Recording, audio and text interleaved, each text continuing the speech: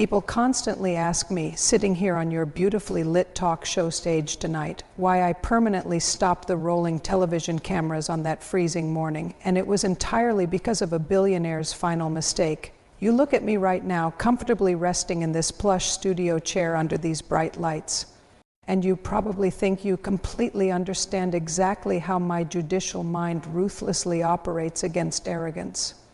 You are sitting on your couch at home tonight, probably clenching your jaw as you watch this broadcast, actively dealing with highly toxic, manipulative people in your own private life who crush your boundaries.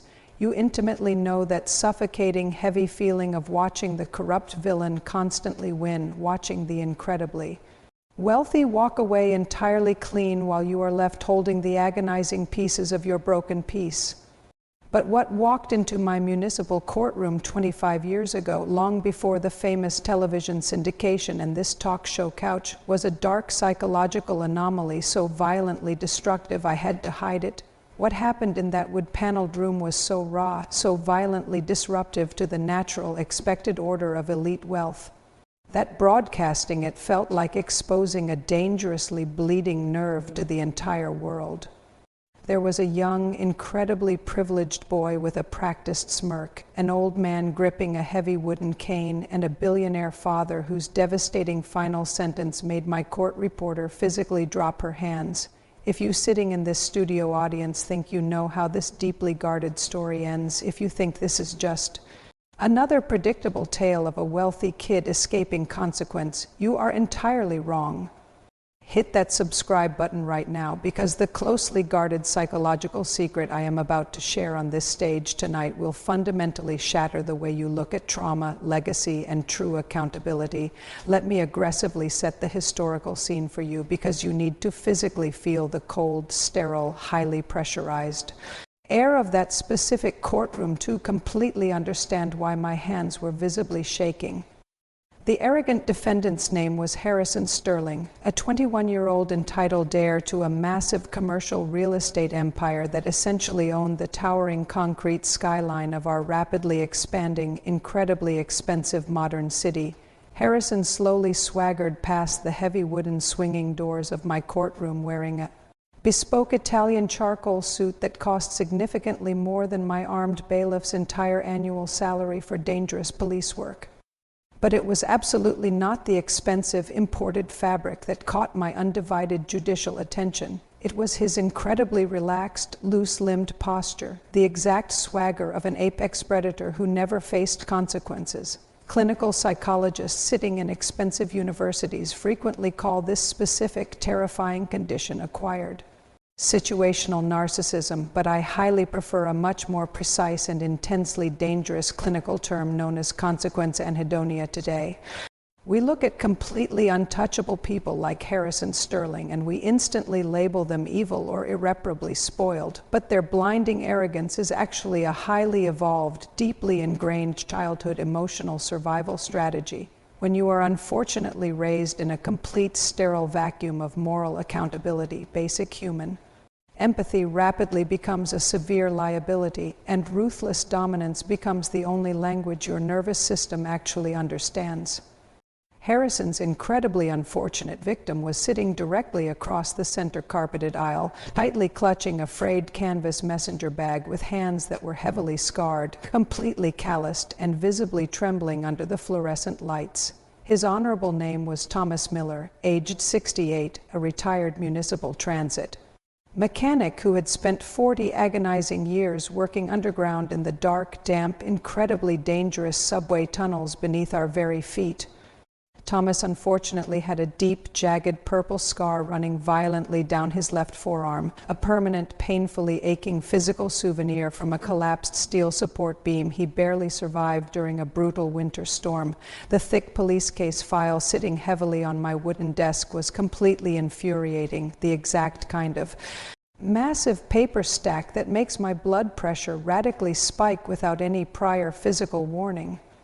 Harrison Sterling had been recklessly driving a vintage silver luxury vehicle down a narrow, highly crowded street at twice the legal speed limit, entirely intoxicated by the blinding illusion of his own generational invincibility. Thomas Miller was slowly, carefully crossing the wet street at the designated painted crosswalk, pushing a heavy metal cart containing the iron tools of his lifelong trade, his absolute only valuable remaining possessions. Harrison completely failed to swerve the heavy steering wheel. He completely failed to hit the premium leather brakes. He simply plowed his powerful machine directly through the cart with absolute, horrifying, unapologetic indifference. But the catastrophic physical crash was absolutely not the actual unforgivable crime, the true terrifying crime was what Harrison explicitly did exactly 10 seconds after the deafening metallic impact finally stopped ringing loudly. Harrison slowly stepped out of his completely undamaged luxury vehicle, casually walked over to Thomas, who was actively bleeding profusely from a deep head wound, and arrogantly dropped a single crisp $100 bill. 3 entirely separate, independent eyewitnesses heard Harrison clearly state, "Buy yourself some new junk, old man, and tell the responding cops you slipped, or my father's ruthless lawyers will completely destroy your pension." Now, I deeply want everyone in this studio audience to perform a live physical check on your own body right now. Notice the sudden, sharp tension instantly tightening the complex muscles in your neck. That aggressive, uncomfortable physical reaction you are intensely feeling right now is your core, primitive sense of natural justice. Violently rebelling against a corrupt societal system actively protecting the absolute worst wealthy elites. We have absolutely all faced a toxic Harrison in our own personal lives, someone who aggressively weaponizes their unearned title or their massive inherited wealth to ruthlessly crush our completely innocent, quiet dignity. Modern mainstream society quietly dictates that we should simply just let it go. Society constantly tells us that aggressively fighting the incredibly powerful will only bring us significantly more paralyzing personal pain eventually. But the completely counterintuitive, highly dangerous truth is that swallowing dark injustice absolutely does not give you peace. It simply turns your boiling anger into a permanent state of paralyzing psychological internal disease. In my courtroom, I absolutely never allow deep psychological disease to freely fester, and I absolutely never allow thin paper shields of massive corporate wealth to protect absolute cowards from the heavy law. I looked down intensely from my high, imposing wooden bench, deliberately adjusting my cold metal microphone, letting the heavy, suffocating silence of the judicial room stretch out until it became physically unbearable. "Mr. Sterling," I firmly said, my loud, authoritative voice echoing sharply off the varnished wood-paneled walls. "Do you completely understand the immense severity of the criminal charges currently hovering directly over your head?"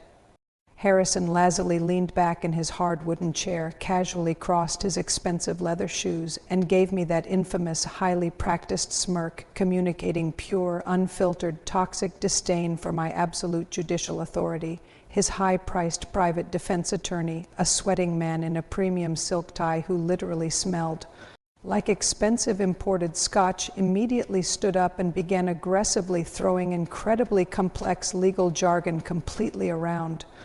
"Your Honor, this is merely a simple, highly exaggerated civil matter, an incredibly minor property dispute that has been grossly manipulated by a man aggressively looking for a massive corporate financial payout today." I violently slammed both of my bare hands perfectly flat onto the cold, hard wood of my heavy desk, leaning so aggressively forward I could literally see the panicked defense lawyer start sweating.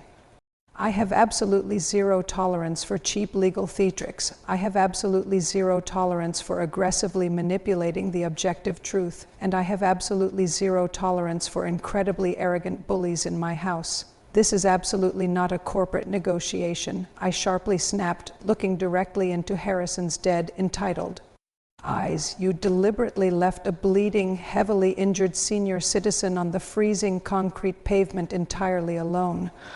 Harrison finally chose to freely speak, his voice heavily carrying the smooth, lazy, incredibly dripping drawl of a privileged boy who had never once been aggressively told the word no in his life. "Judge, respectfully, my father is billionaire Richard Sterling, and I highly doubt this incredibly small municipal court genuinely wants the massive, endless political headache of pursuing a criminal trial against his legal department. The entire crowded gallery sitting directly behind him instantly gasped out loud, a collective, incredibly sharp intake of breath that violently sucked all the remaining oxygen completely out of the small judicial room. And exactly in that specific, highly pressurized moment, the heavy oak doors at the back of the courtroom swung violently open with a loud, echoing crack that made my armed bailiff instantly jump. Standing completely motionless in the open doorway was a massive man who cast a dark, imposing shadow that seemed to immediately swallow the harsh fluorescent ceiling lighting of the entire room completely whole. It was Richard Sterling himself, the legendary billionaire real estate titan, wearing a dark wool overcoat, his rigid face carved from pure, unyielding granite, his extremely dark eyes entirely unreadable and terrifyingly blank.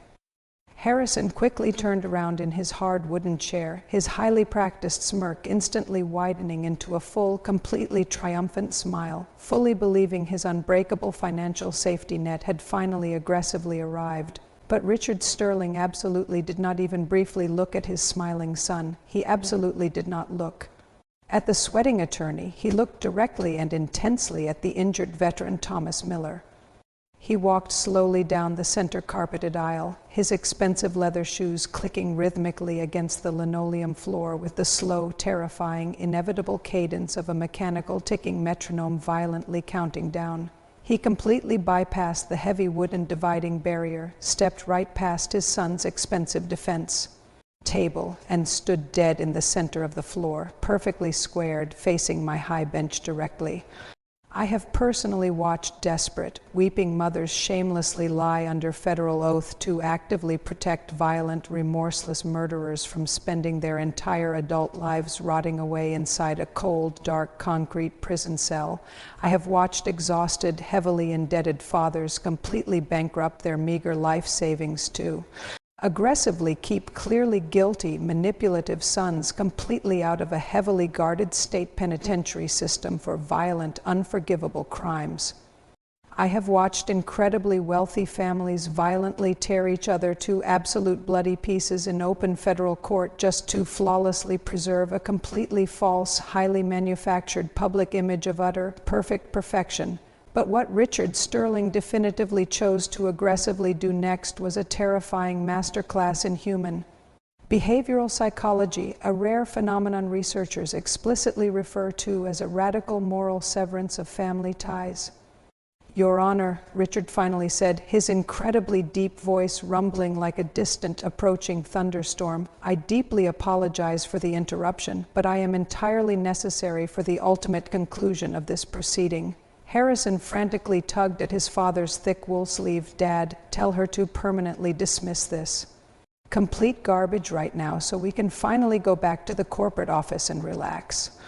Richard turned his large head incredibly slowly, intensely looking down at his own entitled son as if he were currently studying a strange, utterly repulsive insect struggling pathetically on his clean leather shoe. "Harrison," the imposing billionaire fiercely said quietly, with a terrifying tone of absolute freezing ice, "do not speak another single word in this room unless you are completely confessing your absolute, undeniable guilt." The arrogant, highly practiced smirk on Harrison's face violently and permanently shattered instantly. The warm blood completely drained from his cheeks, leaving his youthful skin the pale, sickly color of cold, dirty ash. Richard slowly turned back to directly face my bench, gripping the heavy wooden railing so incredibly hard I could literally see his thick knuckles turning completely white under the immense, crushing physical pressure. "I built my entire massive corporate empire from absolutely nothing," Richard stated incredibly loudly, his voice heavily carrying the immense crushing weight of 4 decades of brutal, unforgiving, agonizing physical labor and pain. "I laid heavy concrete bricks in the freezing, biting winter rain. I poured wet concrete until my bare hands actively bled, and I solemnly swore my innocent children would absolutely never know agony." He paused incredibly heavily, taking a deep, violently shuddering breath, the exact kind of desperate, ragged, agonizing breath a terrified man takes right before he decisively cuts off his own severely infected limb. but in my blind, incredibly arrogant ambition to fiercely give him absolutely everything money could buy, I unwittingly gave him a terminal psychological disease. I completely starved his basic human empathy to death. Richard suddenly pointed a heavy, intensely trembling finger directly at the injured Thomas Miller, that battered, heavily scarred man sitting right there. Richard loudly declared to the room, "Is Thomas Miller from underground?" The absolute, terrifying silence in the municipal courtroom was instantly deafening, a thick, violently pressurized psychological vacuum that physically pressed against our sensitive eardrums and made the air feel incredibly heavy and thick. When a massive steel structural support beam violently gave way in 1974, Richard rapidly continued. Thomas violently shoved me out of the collapse zone and took the crushing weight himself. Thomas actively saved my fragile life completely. He personally gave me the future that allowed me to aggressively build the massive empire, and my privileged son treated him exactly like disposable, worthless roadkill. Now, I deeply want everyone watching this talk show to truly process the sheer magnitude of that violent revelation, deeply imagine the agonizing shame physically torching the wealthy father's chest right there. Harrison was visibly, uncontrollably trembling in his seat now, physically shrinking down into his expensive Italian suit. Like a rapidly deflating balloon losing all of its toxic, highly pressurized internal air and bravado. Richard looked directly up at my judicial bench with dark, hardened eyes that were heavily gleaming wet with unshed tears. "Your Honor, my son completely expects me to forcefully buy his total freedom. I am formally asking you right now on the permanent record to forcefully give him the absolute maximum criminal sentence the law legally allows. Lock him in a concrete cell without my money." The panicked, highly paid defense attorney quickly opened his mouth to formally object, but Richard violently silenced him with a single terrifying glare. "You are completely fired. Shut your mouth right now. If you mistakenly let him walk freely out of here today, Your Honor, he will rapidly become a toxic, unstoppable monster that I can absolutely no longer legally, morally, or physically ever control." I sat perfectly still on my elevated wooden bench, silently staring at the completely shattered psychological dynamic of this utterly untouchable corporate dynasty violently playing out right in front of my desk. Thomas Miller slowly, painfully stood up from his hard wooden bench, leaning incredibly heavily on his wooden cane, the worn rubber tip squeaking slightly against the highly polished floor in the dead silence. Richard, the old, heavily scarred veteran mechanic, finally said, his voice terribly raspy and incredibly thin from his advanced age, "The boy is incredibly foolish, but do not throw him completely away today. Even after actively bleeding on the freezing concrete pavement, even after being aggressively humiliated and openly mocked, the injured victim was the absolute only person actively offering a genuine shred of human grace. That is the ultimate, incredibly heartbreaking contrast of raw human nature. The absolute poorest man in the room undeniably had the richest soul, offering ultimate, undeserved forgiveness to pure, unfiltered, highly toxic arrogance. I forcefully brought my heavy wooden gavel fiercely down on the solid sounding block with an incredibly violent crack that loudly echoed exactly like a gunshot. "Harrison Sterling, stand on your feet." He stood up incredibly slowly. He was violently, uncontrollably weeping, absolutely not fake, manipulative tears, but deep, incredibly ugly, chest-heaving sobs of a broken boy finally hitting an unmoving concrete wall of reality. "I definitively find you entirely, completely guilty of all major criminal charges," I firmly pronounced. "And I am aggressively sentencing you to 2 full consecutive years in a maximum security state facility. Furthermore, you will actively owe Mr. Miller full financial restitution, paid exclusively and entirely from the incredibly meager minimum wages you manually earn performing grueling, agonizing hard labor inside that specific correctional facility." The armed, highly trained bailiffs quickly moved in with cold, heavy steel handcuffs. The sharp, mechanical clicking sound of the metal locking around Harrison's pale wrists echoed beautifully in the complete silence. Richard absolutely did not say a single goodbye to his weeping son. He walked directly over to Thomas Miller, tightly wrapped his heavy arms around the frail old man, and openly wept heavily. I deliberately kept this highly explosive case a complete, tightly guarded secret for 25 long years because some deeply agonizing, raw life lessons are absolutely far too sacred to be casually consumed online.